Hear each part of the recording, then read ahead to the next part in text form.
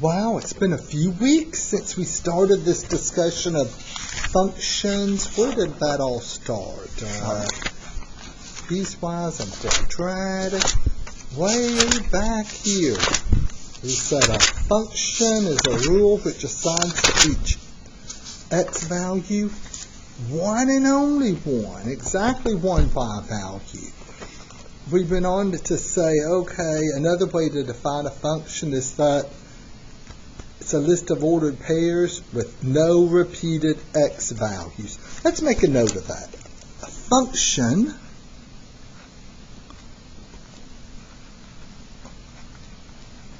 has no, oh wow, my handwriting is terrible today, repeated x values. Not everyone can be a penmanship winner. Yes. Yeah. A function has no repeated x values. Do y'all remember what test we used to determine if a graph represented a function? We drew a line. We drew a vertical line. Do y'all remember the vertical line test? If a vertical line hits the graph in two or more spots, then it's not a function. So if you're looking at a graph and you're trying to decide, is that a function? Then use the vertical line test. Make a note of that, Tony. Well, yeah, that's what I'm doing here. I'll say use vertical line test.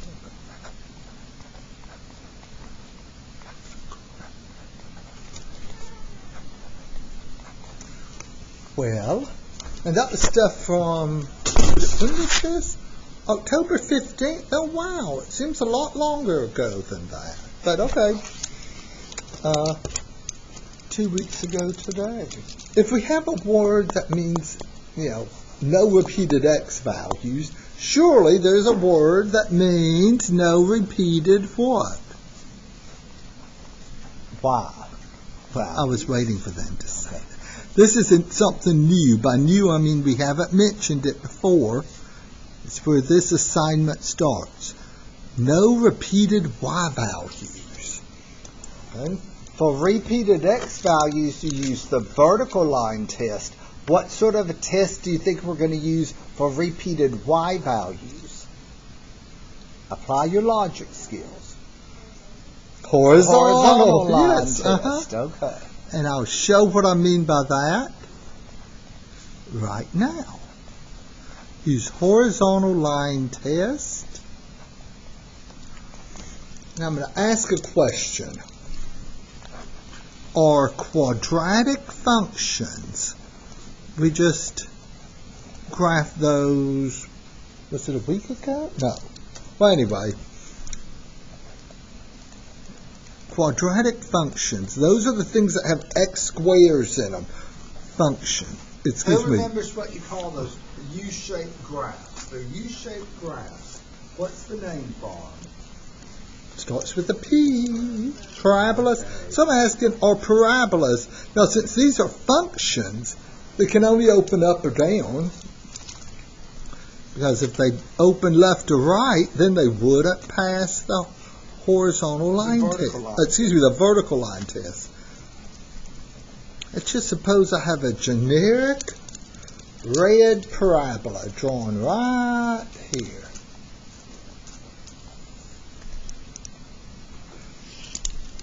I'm going to look at that in order to answer this yes-no question. Are parabolas, or quadratic functions, whatever you want to call them, one-to-one? Well, one-to-one means no repeated y values. Let's look at this x-axis right here. This graph is crossing the x-axis at two different places. What are the y values at both of those points? I don't know what the x value is because I don't have any marks there. But this one here, is positive. So we have a positive x value. And what's the y value? Not Look negative. right here. It's on the x-axis. How far up are you going? Up or down? 0, okay. Like this one right here. Does this point also have a y value of 0? Because if it does, it's not one-to-one. One-to-one can't have any repeated y values. Like right here, I claim that is. It's a negative x value, a 0 y value. And there's nothing really special about the x-axis. Any horizontal line, like right here, if we think of this, do y'all see the blue line, notebook paper line right there? I'm going to label that at 2.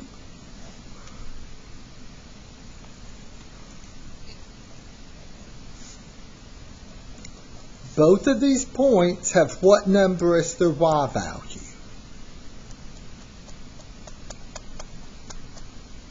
2. So I'm just trying to convince myself or convince y'all that the answer to my yes-no question is what? Are parabolas 1 to 1? No. No. Okay. This idea of horizontal lines. If the graph of a function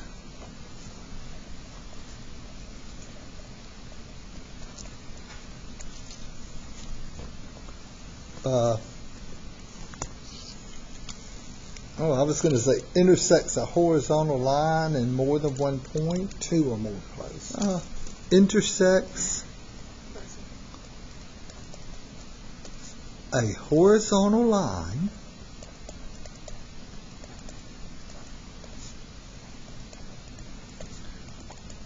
in 2 or more places.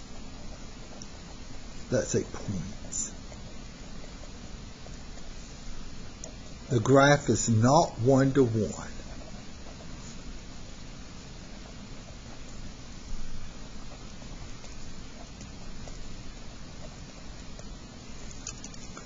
So, which one are we going to do first? Let's do problem number 1. Problem number 1 asks you the question, what about a slanted line? Are slanted lines 1 to 1?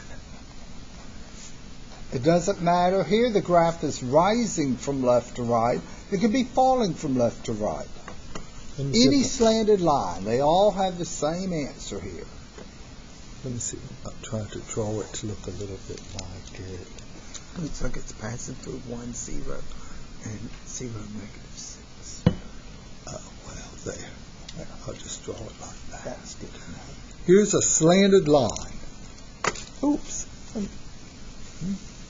Is that 1 to 1? Can you draw a horizontal line that intersected in 2 spots? No. So, is it 1 to 1? Yes. In order for a function or a graph not to be 1 to 1, it has to turn around. Like a parabola, it turns around and it starts repeating y values. But like a straight line, it doesn't turn around. What about an absolute value? I remember graphing absolute values weeks ago. It was a V-shape. A V-shape. What do y'all think? Is a absolute value function 1 to 1? No. It's like It's a just parabola. like a parabola. It's not 1 to 1. You see, you can draw horizontal lines to intersect it twice. Here's 2 ordered pairs with the same y value. That means that you have repeated y values, and so forth. Write that out. Absolute value functions are not 1 to 1. Just like Absolute quadratic functions. value functions are not 1 to 1.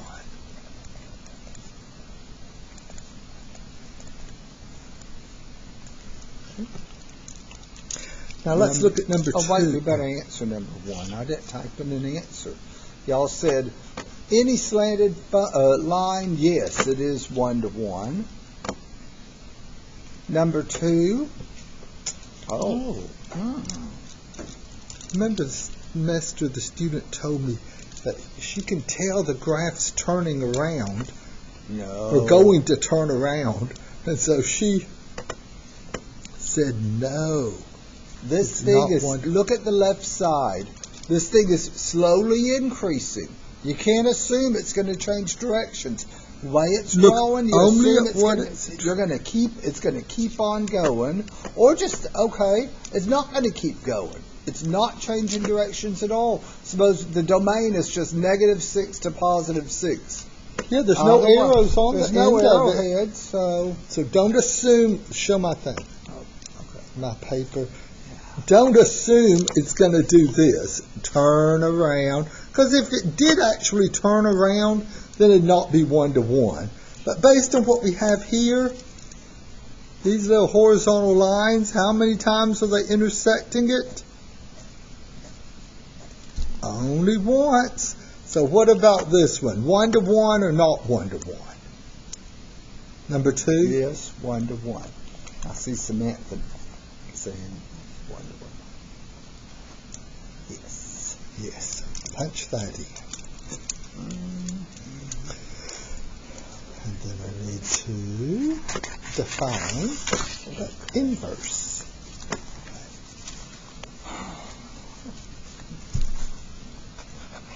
An inverse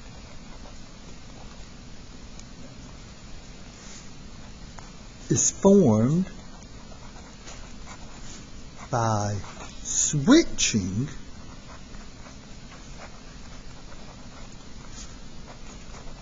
the x and y. Okay? Switching the x and y. That's the inverse. What forms the inverse? Or an inverse. Let's see. I'm going to give y'all before we do a problem, let me look at this. Here's a function. It's just since it's a function, that means there's going to be no repeated x values. How about this? 5, comma,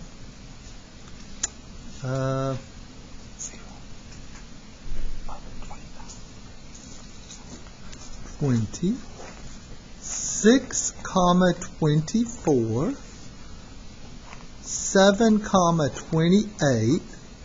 Can y'all tell what I'm doing to get these numbers? What do y'all think this next y value is going to be? What am I going to each of the x values to get the y value? Times 4, yes. There. So there's my function f. Here's some notation. If f denotes a function, you denote the inverse of f. It looks like an exponent, but it's not an exponent. With a little -1 superscript, or you can call it, I guess, an exponent, but you read it as f inverse. When you see that little -1 superscript, that means they've swapped the x's and y's. So 520 becomes 20, comma 5, 24, comma 6, 28, comma 7. I know we're taught to put commas between ordered pairs, but I just think that clutters it up so much. 32, comma 8. So when we look at f, it looks like we're multiplying by 4. That's how we get the y values.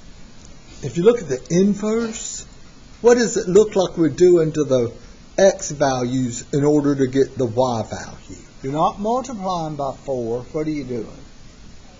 Dividing by 4. The inverse operation of multiplication is division. Okay, so it's just switching x and y.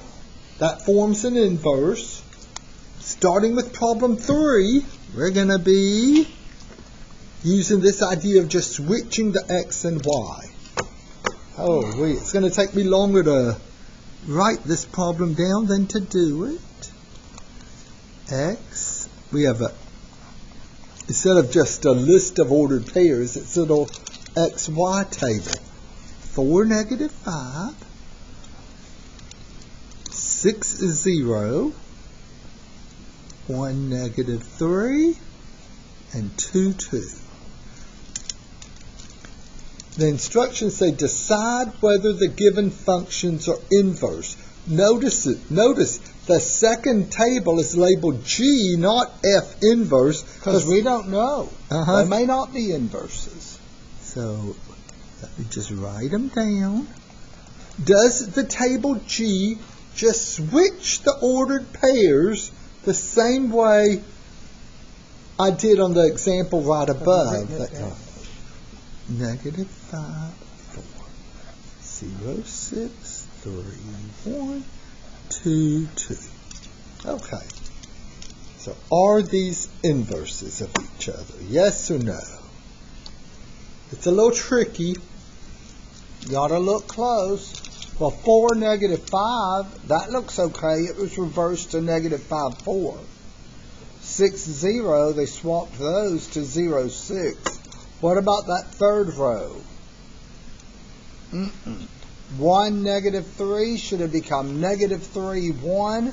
So what do we say? Are they inverses? No. Not inverses. They almost are. Almost. In order to make That them only inverses, counts in you would need to horseshoes. change that 3 to a negative 3. 4. 4. Y'all called up? I might be able to just look at this without writing anything down and decide. This is a problem if it were on the final. You don't have to worry about showing work for this. This is something like number 3. Yeah, a lot of this stuff here we don't have to show a lot of work for. You're writing it down? I thought I just Okay. well, that's okay. Making sure you have this copy. Well, while I'm writing this down, what are y'all thinking? Are they inverses? Do they just switch the X and Y's? I think that's it. I think you got it. What do y'all think? Are they inverses? Or the ordered pairs swapped? Or the XY coordinates swapped? I'm thinking they're inverses. Okay? I don't see any. If they try to trick you, it's usually dropping a minus sign, and I don't see where they did that. And so these are inverses. Inverses. So theoretically, this G we could label it like this: F inverse. We couldn't do that up here, okay? Because that minus sign is missing. Oh, wow. Yes, this one is. Oh, Now, be careful. if a function is not 1-to-1, then we're not interested in finding the inverse. If it's not 1-to-1, the repeated x's are going to become repeated, the repeated y's would become repeated x's. So you'll notice the instructions say, if it's 1-to-1, find the inverse. If it's not 1-to-1, write not 1-to-1. So before you do anything, you need to decide, is this function 1-to-1? If it's 1-to-1, switch X and Y. If it's not 1-to-1, don't switch X and Y. That's basically what it's saying, right? What am I looking at to decide if it's 1-to-1? The y values 3, -2, and 17. What do we go? Oh, wait. Let me switch over to Tony's paper. What am I doing? Oh, that's fine. I just wanted to reiterate, we defined 1-to-1 to mean no repeated y values. So you're looking at the problem. Are there any repeated y values? Look at the problem. If there's repeated y values, then it's not 1-to-1. There's no repeated y values, so yes, it is 1-to-1. 1-to-1, that's what it's asking. If it's 1-to-1, switch the x's and y's. And so what are we going to do? Show those multiple choice. What are the answers? Look at the multiple choice. Is D going to be our answer? No. So which one switches them? It's certainly not A. So it become 3, negative 15. It's either B or C. Which one's it going to be? Negative 3, negative 2 becomes negative 2, negative 3. I think it's response C. You all agree? Good. I've wrote it down here. So those instructions are important. They're different from the instructions on problem 4. Problem 4 just said find the inverse. Problem 5 says if it's 1 to 1, find the inverse. If it's not, just say not 1 to 1. Let's look at number 6. It's a tricky one. Wow, we're just flying through these problems today. Same instructions. If it's 1 to 1, find its inverse. If it's not 1 to 1, write not 1 to 1. 14, negative 3, 11, negative 10. Okay. So I'm going to butt in again. Is it B? Looks like it's B. What do y'all think? No. Why is it not B? There's 2 negative 3's for Y values. The repeated Y values mean it's not 1 to 1. They want you to select that. The common mistake is people selecting B, so if it's not 1 to 1, select not 1 to 1. Oh, wait. Tony, you're writing and writing. I'm going to switch it over for you. There it is. Is it 1 to 1? No, because negative 3 is a repeated Y value. So the instructions, if it's 1 to 1, find the inverse. What that's saying is if there's no repeated Y values, switch X and Y. Well, here there are repeated Y values, so we don't switch. All we do is write not 1 to 1. Is it clear why the answer on number 6 is different from number 5? Number 5, we just switched X and Y, but we did more than that. We looked and decided, yes, it's 1 to 1. Now let's look back at this. Let me number 6, what you're showing there.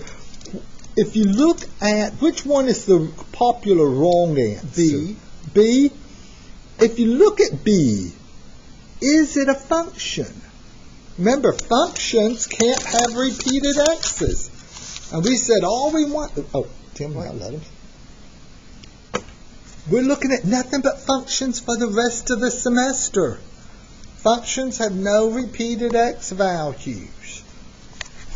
We're only interested in functions, so now go to that function, that wrong answer B. Do you see? That's not even a function.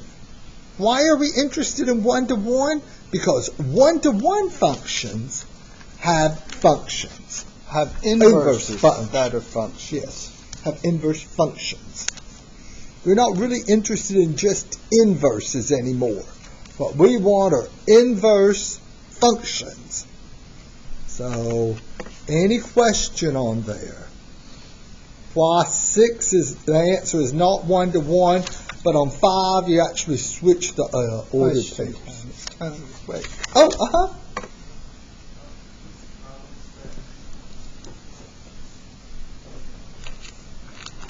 I'm dead. Go ahead.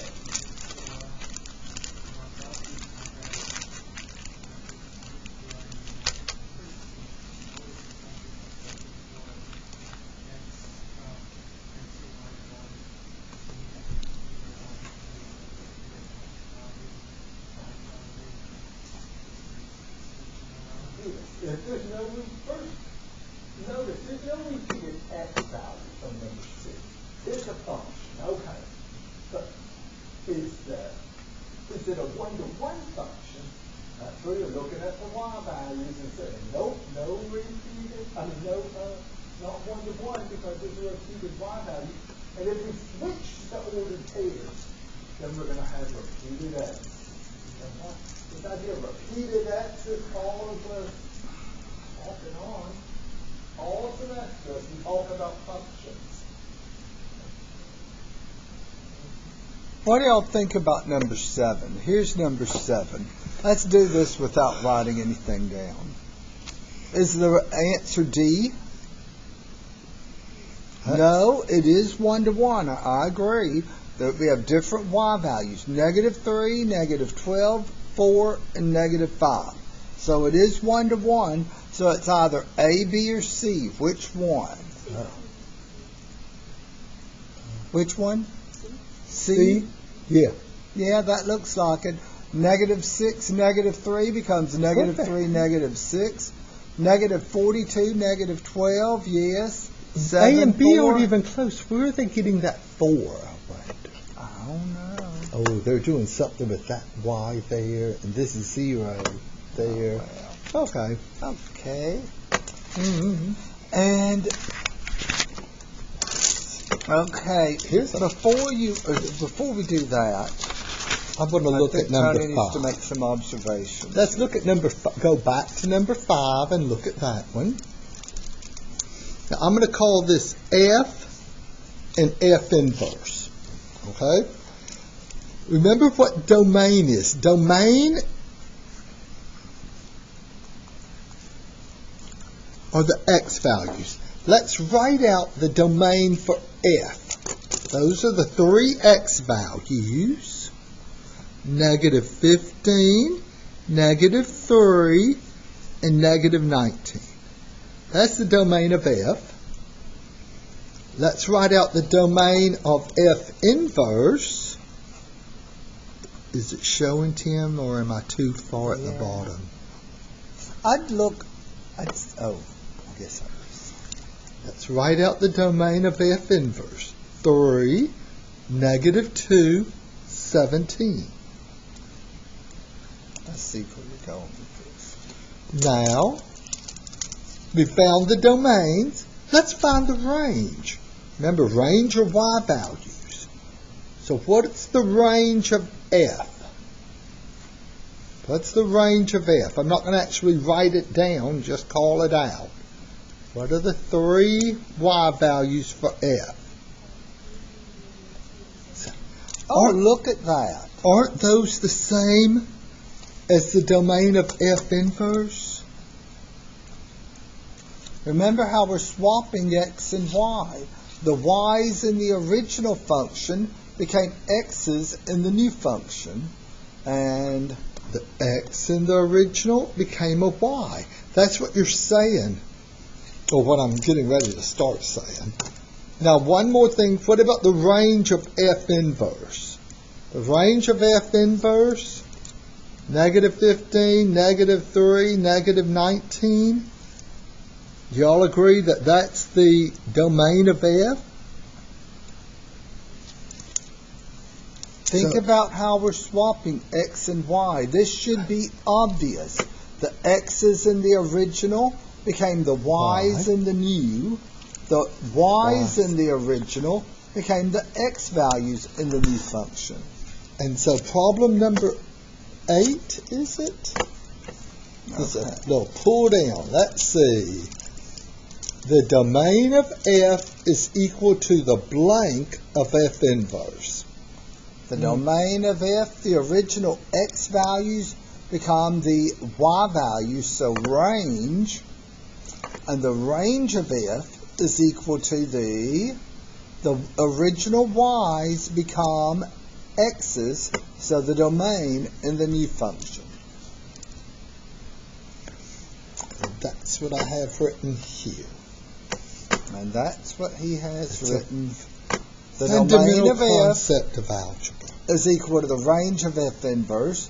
The domain of F inverse is equal to the range of F. Domain of F is the range of F inverse. The range of F is the domain of F inverse. I sort of like it like that better. That's how I normally do it. That's why it's Okay. like, when you start What you're saying is X domain became there. Y, Y became X. That's why I said I see what you're doing. You're doing the domains first. I would have done the domain and then the range. But it's the same stuff. Mm-hmm. Any questions on our logic there?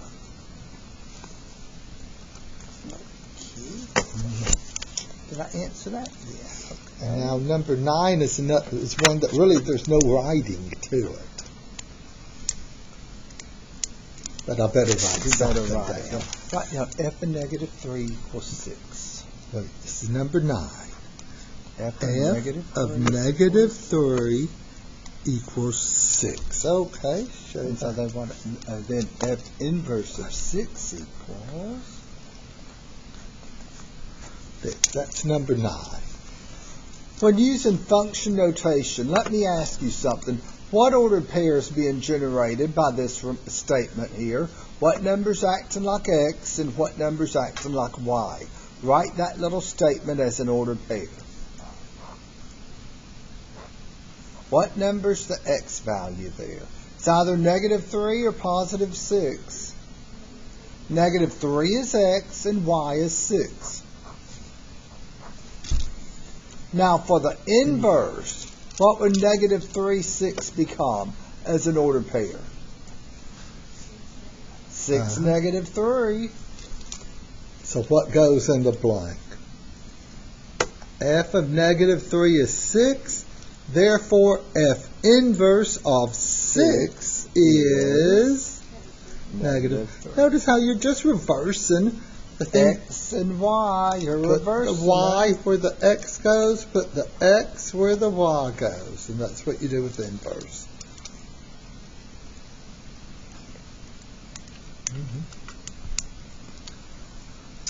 So we have this definition of an inverse as something that It's an switches. intuitive definition. It switches x and y. Switches is not a math term. You don't usually It's an talk intuitive about. definition. Yeah, we need some more of a formulaic way of defining inverse functions. And so, If you want me to, I'll take over. you want to start talking? I'll Well, you've already been talking. You want to? Okay, you're right. And I'm going to open up a piece of candy. and open it real slowly, loud, making as many crinkles as you can, Tony. I opened one and no one heard it, okay? But you're going to be there so slow opening that candy. I'm just going to. Oh, okay, turn that off and I'll turn this on. My battery's good and strong. Oh, good, good. Y'all can hear me? Okay, we're switching now. Let's assume f and g are one-to-one functions.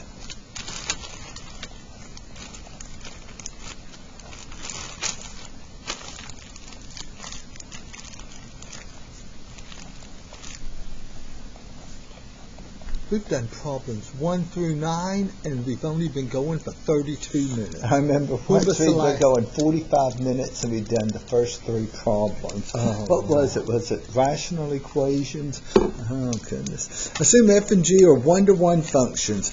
F and g are inverses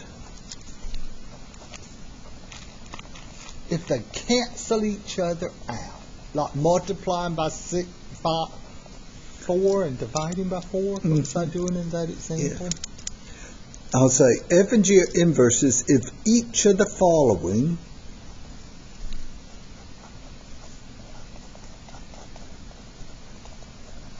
is true. There are 2 conditions. And these are the 2 conditions that mean cancel each other out.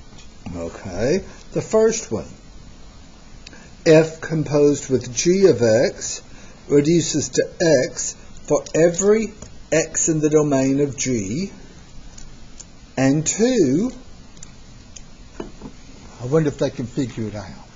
if you reverse the composition, this is reminding me of stuff we were doing there at the end of class 1 week ago.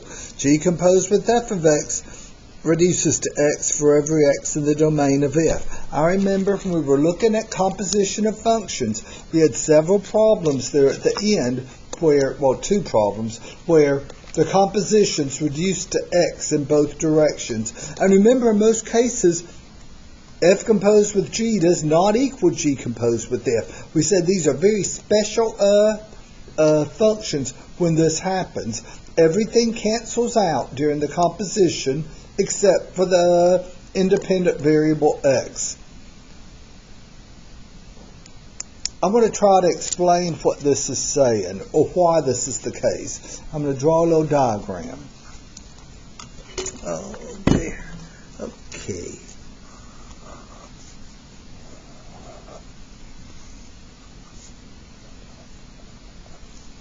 Okay. I have a little 1-to-1 function here. I'm going to say that this function f takes 1 to 3 and 2 to 4. There's only 2 ordered pairs in this function f. If we're going to create the inverse, then 3 needs to go back to 1, and 4 needs to go back to 2. In that event, you have the inverse. This definition is saying, if you perform the 2 functions consecutively in either order, they're going to cancel each other out. They're going to end up wherever they start. If you perform the 2 functions in either order, you end where you started. For example, start at 4. Perform the 2 functions. 4 goes to 2, 2 goes back to 4. If it started at 1, 1 goes to 3, 3 goes back to 1. You are ending wherever you started. And the only way that happens is if the ordered pairs are just reversed. Let's see, and so we can say if, well, I guess I've already labeled it as an inverse, okay? They are inverses. I think the more interesting situation is looking at 2 functions, 1, 2, 3, 4, f and g. I guess f will still take 1 to 3 and 2 to 4. And let's suppose g takes 3 to 2 and 4 to 1. Both of these are 1-to-1 functions. They're both 1-to-1 functions, but will you end up wherever you started when you perform the 2 functions? When the ordered pairs are not reversed, will you end up where you started? 1 goes to 3. Where does 3 go to? To 2. You're not ending where you started. This thing is saying that you're ending up where you started. If you always do, then they're inverses. And we see if you're not reversing the ordered pairs, then those things will not be inverses.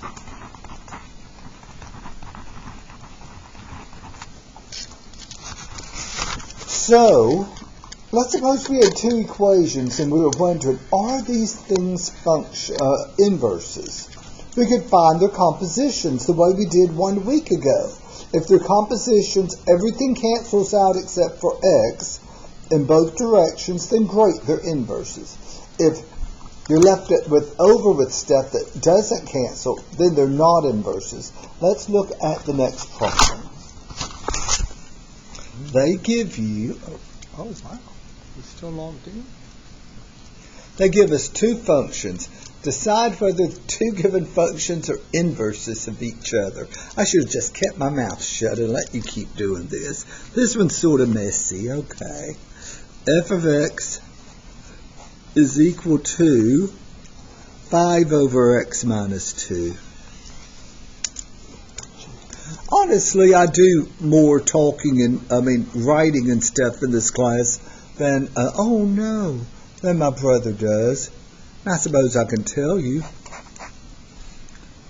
My cancer treatment, that's one of the major problems with the side effects, they say, brain function. So Tony knows I need to work this stuff. Tim, so I would it's drag good. it out horizontally to do the little arrows like we were doing the last time. Oh, you and those arrows. Okay. Okay, you're go right. back and review that because I wanted to show them this. I never showed it to You them. want to show them what? What are you going to show them? Oh, that was fun stuff we did the last time. Are you talking about the little arrows? This is really going to help them. Show it to them, okay? Y'all are going to remember the arrows, right? Oh, Tim, shut up. It's so neat and clean, okay? Well, okay, do y'all remember this? Finding f composed with g, we take g of x and plug it into f. So you take g of x and plug it into f. Y'all remember that? And then g composed with f, we'd be taking f of x and plugging it into g. F of x plugged into g. Y'all remember that? The way we would do it, drawing the little arrows showing what we're doing. A long time ago, a friend of mine contacted me and said that he had a question about math, and I was like, what? And anyway, on someone's little Twitter feed for the day, it was engineers, but the one person that contacted me was not an engineer, knew very little algebra, and said he can't figure it out why they were laughing at this. They liked this little joke here. Now, there's one thing I dislike about it. They didn't write fog. They wrote f parentheses g of x, which is just another way of writing the fog. The way we'd say, okay, put g into f. Here, f of g of x means put pineapple on the pizza. And that's what you have there, a pineapple pizza. In my old age, I've accepted pineapple pizza. Like here, you're putting pizza on the pineapple. See, they have a big slice of pineapple, little bitty slices of pizza. I thought that was funny. I never could really explain to them why the engineers thought it was funny and stuff. But I thought, I'm going to show that to my class. This was like 10 years ago. And they really liked it because we just happened to get this on the day we were covering composition. Yeah, I remember. But go ahead. So I'll be quiet now. So he's going to find fog x and golf x and see if they both equal x. Remember how it was working with those problems. If they're inverses, everything's going to cancel out except for the variable x in both directions. Y'all remember those? Yes, 10 and 11. They remember it, I can tell. Okay, just go ahead and start it. I'm going to. So you want me to, I'm going to write it down all over. I'm going to write it neater now. And I'm going to write it horizontally. Write it small enough that you can do your circles and move it over. Oh, so it's a 5 over x minus 2.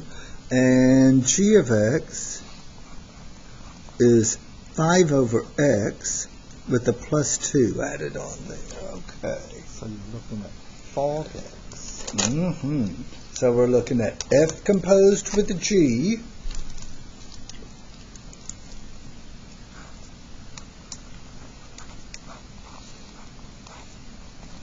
That says you're taking g of x and plugging it into f.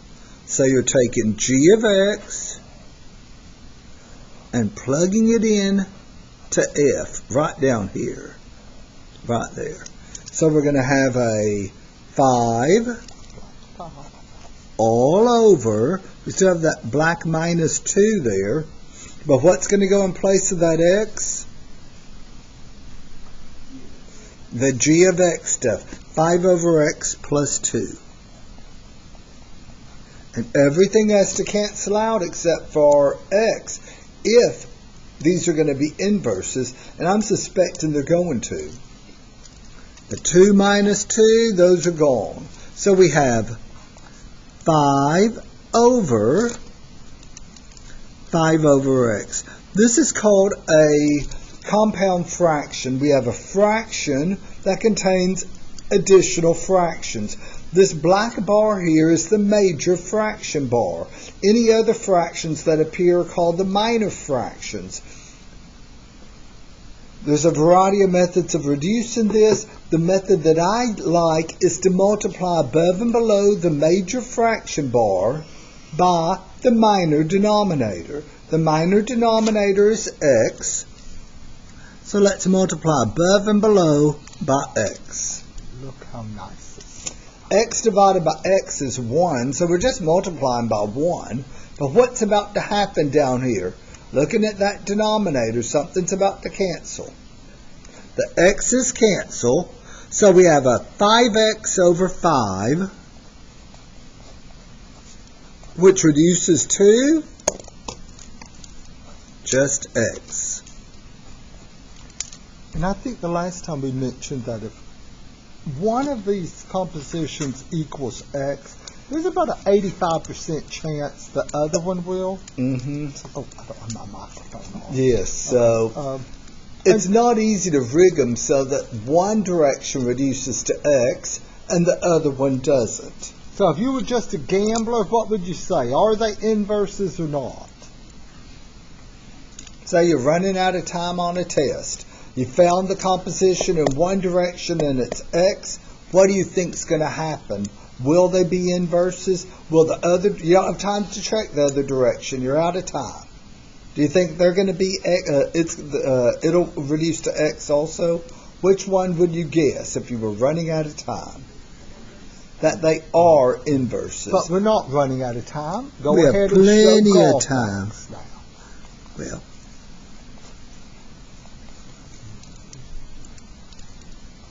Let me see, what time is it? It is 2:51 on problem 10.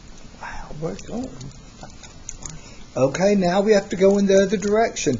We did fog x, f composed with g. Now we're going to go in the opposite direction. G composed with f of x. That says, take f of x and plug it in to g. So you're going to take this stuff here and you're going to plug it in right there. So you have that. It looks to me like it's all black or varying shades of black, but still, that's a 5 over. This is a blue that I'm writing. That's a blue 5 over. Replace the x with 5 over x minus 2. What else do we still have stuck on there? The plus 2, right. We have another compound fraction. What's the minor denominator? X minus 2. We're going to have to multiply above and below. This blue bar here is the major fraction bar. We'll multiply above and below by the minor denominator, which is x minus 2. So here goes. Multiply by x minus 2. Multiply by x minus 2. Something's about to cancel. What is it? Those x minus 2 here and there. So we have, now remember we want to cancel everything except for x out. So I bet you there's a desire to distribute that 5 there. Don't do that. Don't distribute it because you want to cancel. You have the 5 times x minus 2 all over. What do we have left over down here? That other 5. Y'all see why I didn't distribute that 5? Yeah, a lot of them wanted to just cancel this right here. Oh, they want to show their steps. They cancel that. We cancel the 5. We have an x minus 2 plus 2. What's that reducing to? We have an x minus 2 plus 2, which is reducing to just x. So now we're 100% certain. Are these functions inverses? The answer is yes, they are.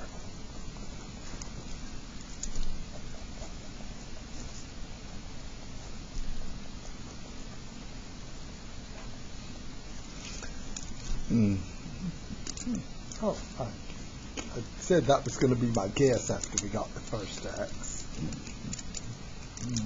Okay, bet you there's another one like that. No, there isn't. Okay, okay. Isn't? We have to. There's only one. I guess we figured they've already done the fog and golf back in a week ago. So. Oh, okay. I know we used to have a really messy one where it didn't reduce to x and they weren't inverses, but we gave up on that one.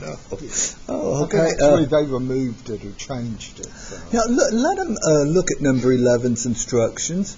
We're going to look at a way to find an inverse. That's the next natural question. We know if you have two equations, you can decide if they're inverses by finding their composition. Well, how do you find an inverse, though? Well, we have a process. We'll see a process. But now, remember, they don't want you to find an inverse if the function is not 1-to-1. We know, switch over to my paper, Tony. We know when you're just looking at a set of ordered pairs or a graph, we can decide if they're 1-to-1 real easily. We can decide, oh, not 1-to-1 because of the horizontal line test. Or this one over here with the ordered pairs. It wasn't 1-to-1. Number 6, was that it? Yeah.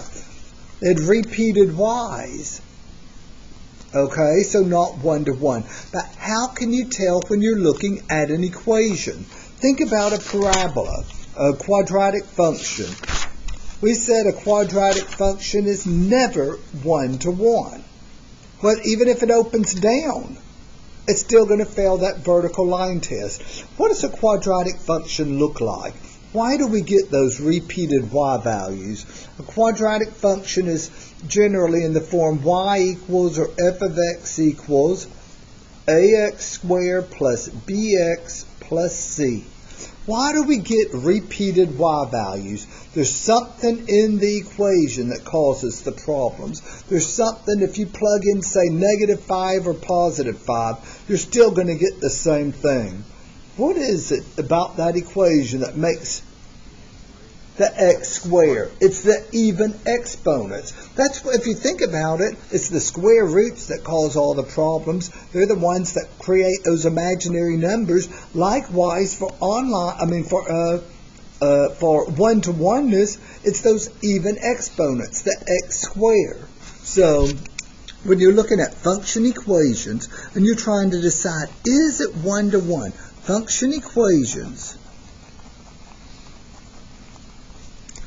How can you decide if something's not 1-to-1? The biggest flag is even exponents.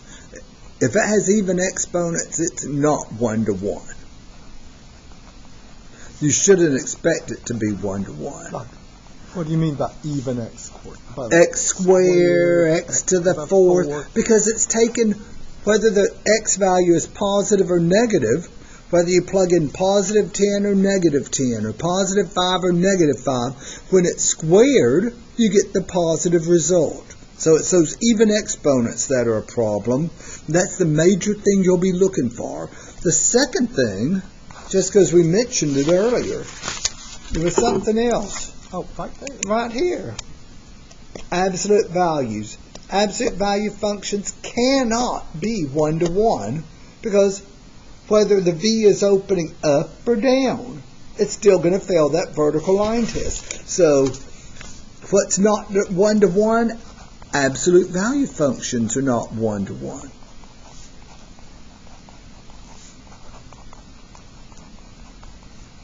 So if you see absolute value bars or even exponents, you should think to yourself, the equation is not 1-to-1. So let's look at that. Oh, look back over at that problem. Don't bother writing it down. What do y'all think? Is this thing going to be 1-to-1? Are there any even exponents? If it's not 1-to-1, then it's an easy problem. We just select not 1-to-1 and go on. What do y'all think? Is number 11 1-to-1?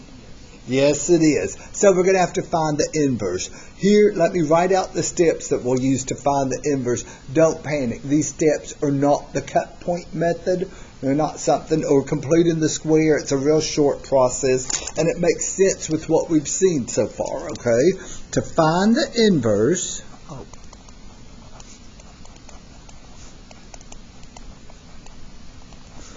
of a 1-to-1 function.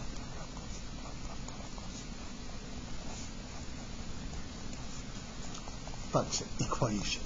Of a a function equation, okay? Equation. If it's just an ordered pair, you just flip the ordered pairs. Maybe, you know something, I say to find the inverse of a one-to-one function. I should have just said to find the inverse of a function, first of all, make sure it's one-to-one, okay? So I'm going to write that as the first step. You need to verify that the function is one-to-one, and there's no work there, okay? You're looking at it, you're thinking about it, analyzing it, and deciding, like we did on that number 11 a moment ago, when we decided, yes, it's one-to-one. I'll say, verify, which means just convince yourself the function is one-to-one. How about put a parenthetical expression? I'm going to. No even exponents.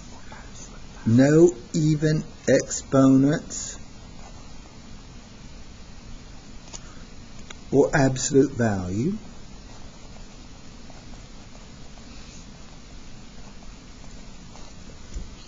So the first step in finding the inverse of a function is to convince yourself that the function's one-to-one. Once you convince yourself of that, you notice there's no x squares or x to the fourth, so no absolute values. Then, just tell me in words. Someone tell me in words, how do you find an inverse? Think back to the most basic type of functions. There. Just a list of ordered pairs. How do you find the inverse? Switch the x's and y's. Okay. I'm going to use the word swap. I'm going to say swap x and y. It's the same thing as switch. I think Tony had written switch earlier. I'm going to say swap. At that point, you have an equation that's a form of the inverse, but they're going to want you to write the inverse using function notation. So the third step, you'll have to solve for y, and that'll be where most of the work is, solving for y. Isolate the y. And then, at that point,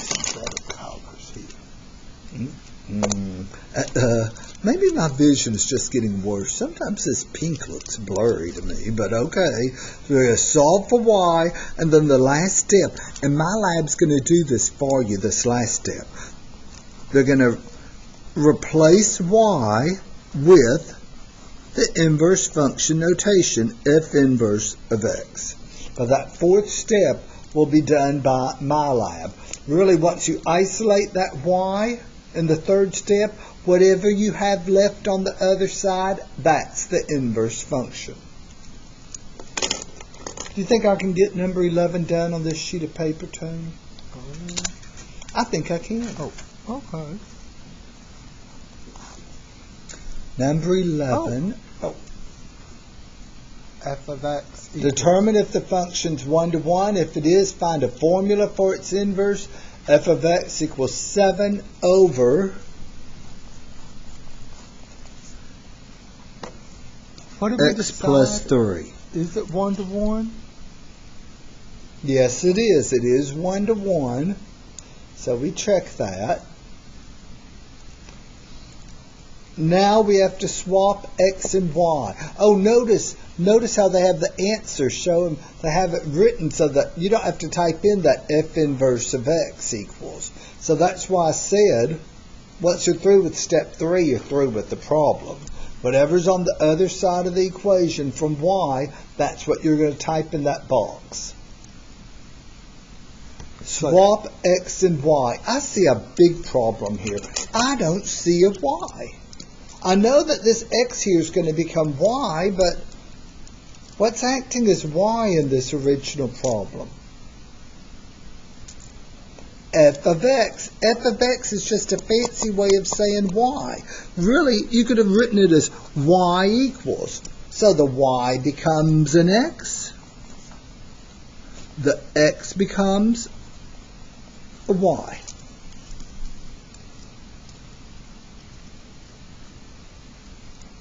We've done the second step. We swapped x and y. Third step, solve for y. We need the equation in the form y equals. We need y by itself on one side. We need all the other stuff on the other side. Well, if we're going to get y by itself, we can't leave it down here in the denominator. I'm going to give y'all a hint. I'm going to put that x over 1. What do y'all think I'm about to do?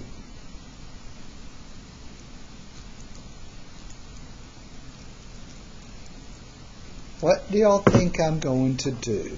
I have a fraction equals a fraction. Look at that cross multiply. I agree. We're going to cross multiply. You can take the 7 times 1, that's just a 7, equals, you've got to take the x times y plus 3. You have an x times y plus 3. 7 times 1 gave me 7. X times y plus 3 gave me an x times y plus 3. I think I'm going to distribute the x. I like the way the answer looks better if we distribute. So I'm going to distribute to give me 7 equals xy plus 3x. I agree. We want to get y by itself, so what do y'all think I'm going to do with that 3x? Subtract 3x, I agree. So we're going to have 7 minus 3x is equal to xy. And what letter are we trying to get by itself? We're trying to get y by itself, so what will we do? Divide by x. Good. To give us y equals, do I have room down here? Y equals 7 minus 3x all over x.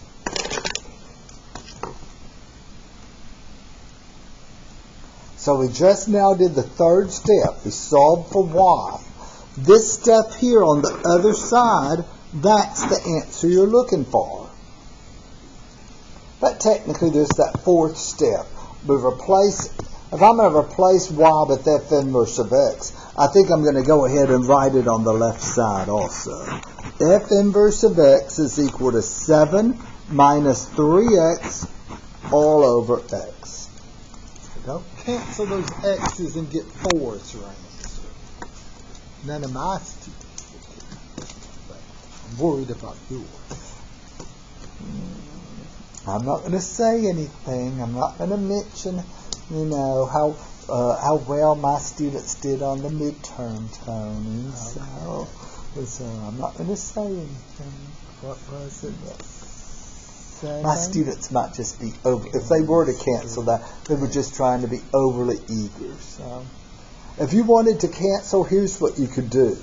Do I remember splitting up 7 over x minus 3x over x? Then you have a 7 over x minus, what can you do here? Okay, cancel the x. My lab would accept this answer also, but I think I like it better as a single fraction. Algebraically. No matter what, you're going to wind up with a fraction. Yeah. And so I like that form better. So 7 minus 3x all over x. Any questions there? Swap x and y, solve for y. Okay. Number 12. Oh, I remember the semester a student say, this one is not 1-to-1 because of that exponent. What would you say to that? What would your response be?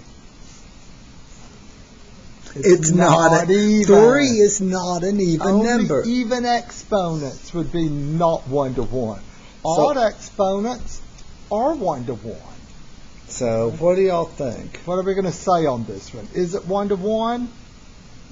Yes, it is 1-to-1. You see that verification step? There's no work. You're just looking, convincing yourself, yeah, they're not going to repeat the y values. There are no even exponents.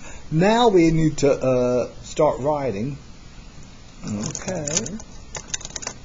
And we go. Okay. So we know that there's X. What's acting like X in the original problem? X.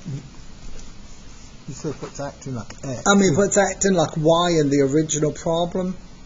F of X, there's the Y. So Y becomes an X. The Y becomes X. X becomes Y. Well, this one isn't too bad. We need to get Y by itself. There's only one sensible next step. Plus 2. Okay, so you have Y cubed equals, that'll become an X plus 2. Well, what do we need to get rid of on the right-hand side? Okay, what are we going to do? What's going to undo that exponent? There's something we can do to get rid of that cube on that Y. What cancels a cube? What cancels a cube? Not a square root, eh? A cube root. Just think about that. They're inverses. The cube root and the cubing function are inverses of each other. We've been using inverse functions all semester long without calling them that, but that's what's happening here. You take the cube root, they're performed consecutively, so they cancel each other out, just leaving you Y equals, what have we got on the other side? The cube root of X plus 2. And now, Tim, what you could do is the same thing you did up here. I'm going to come here. Scratch out the Y and write F inverse. Good thinking. Just so you're consistent. As we stoop to new levels of laziness. Yeah, there. But once you get Y by itself, the step on the other side, that's what you're going to be entering for your inverse function. You don't really have to do all of this. Replacing the Y with the F inverse. All the inverses we did. What was the inverse of subtracting 2? What did we do there? Add 2. We've been using these inverses forever. We talk about inverse operations. Apply the opposite operation in the opposite order, You learned multiplication, then you learned its inverse, division. You learn addition, then you learn its inverse, subtraction. So, wow. But now we're just taking a deeper look at. They're excited about it. I can tell they're excited. Okay, look, I'm going to type this in. Now, y'all let them tell you. What are we going to do first? Is this the one I'm going to click on? No. I got to click on this one, which lets me type in the cube root of X plus 2. Plus 2. What undoes a cube? Now I'm going to go back to that. What undoes the cube root? What undoes a minus 2?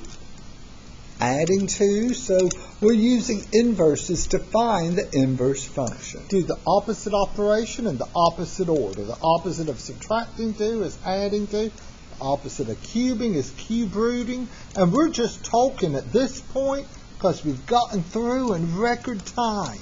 This may be the shortest thing we've done. What did we not do? We've done everything. A 13 is a circle. It's oh, yeah. Are they all circles? No. Cut point. Isn't that ever going to go away, Tony? Oh, more cut points. Okay. Not during this class, it isn't. Any questions? Any questions? Any questions you want recorded? No. What about not recorded?